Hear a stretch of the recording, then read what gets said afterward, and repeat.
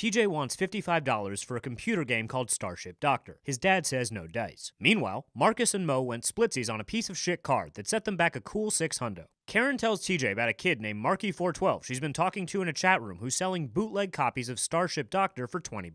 TJ has some concerns that this is illegal and therefore something that could get him in trouble, which he quickly overlooks the second Karen calls him a wuss. TJ messages Marky412 and finds out that not only is Starship Doctor still available, he also has some more illegal games. Eager to purchase all these bootleg titles, TJ says they'll meet him this afternoon, then hatches a quick plan to fleece those two bozos with car troubles outside. He offers to repair the car for $65, then somehow fixes the engine with a paperclip, then takes off with those suckers' money. TJ and Karen show up in dorky matching hats looking for the kid they were talking to in the chat room. Only a kid doesn't show up. It turns out Marky412 is a fully grown dude. And when TJ and Karen are like, hey man, what the shit, we thought you were 12. Marky412 says he was only in the kid's chat room because he likes games. And the only other people on Earth who like games are kids. And that airtight logic is all these two idiots need to sit down with this pedophile. They do the deal in a very inconspicuous fashion. Seasoned pros. Marky says enjoy, but definitely do not tell your dad. Because hey dum-dum, illegal stuff makes dads pissed. TJ instantly shows his dad all the cool new games he bought. And when his dad's like, hey man, what the shit, I thought you only robbed your brother for $65.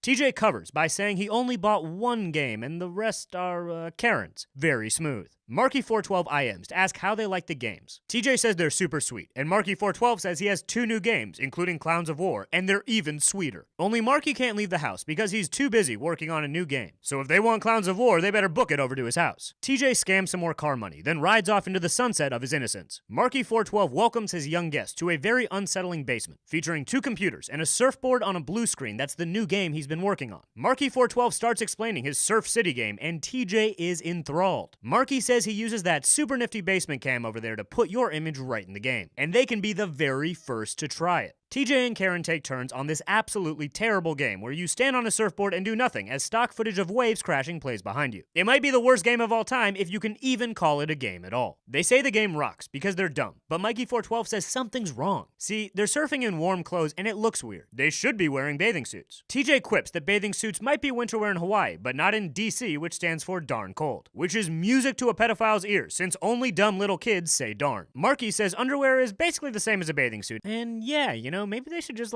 get in their underwear and hop on that surfboard. TJ and Karen say no thanks, and Marky breaks out a book of his other basement friends, and flips to a girl named Melissa who used to be nervous, but after a while started surfing with her shirt off. TJ seems to have no objection to the fact that he's looking at child porn, and instead is like, hey man, what the shit, I thought you said we were the first ones to play this game. Marky covers, saying they're the first to play this version, and this smart guy finally realizes, holy fuck, we're in a pedophile's basement. The worst kind of basement to be in. TJ drags Karen out of there because she's about to wind up on a page stuck to Melissa's, and Marky412 reminds them do not tell their parents. So TJ immediately tells his dad, who calls the cops, who then say this guy is on parole for a similar crime, and he's going back to jail thanks to TJ's heroic illegal computer games. TJ talks with his dad and says he's done with the internet and he's gonna throw his modem away. His dad is like, hey man, what the shit, there's some pretty cool stuff on there, and also I look at boobs when you're at school. TJ asks how can you know who's good and who's not online, and his dad says you can't, even though you definitely can when it's a grown man who lures you to his basement with video games. So what did we learn today? If an adult man who calls himself Marky and hangs out in kids' chat rooms can trick you into riding your bike to his basement with the worst video game ever made, you might not be such a smart guy after all. And if you need $55 to buy a new game, you can make that money and then some by fixing your brother's broken car with a paperclip. But don't get greedy and use that money to buy 3 bootleg games. Then try to buy 2 more bootleg games in the same afternoon before you've even played those first 3 games. Because you might wind up in Marky412's book of memories. And if you meet a pedophile in a chat room, tell the cops, so they can send him to prison where his ass will get filled with street justice. And don't let this experience turn you off to the internet as a whole, because there's some pretty cool stuff online, and your dad looks at boobs while you're at school. See you next time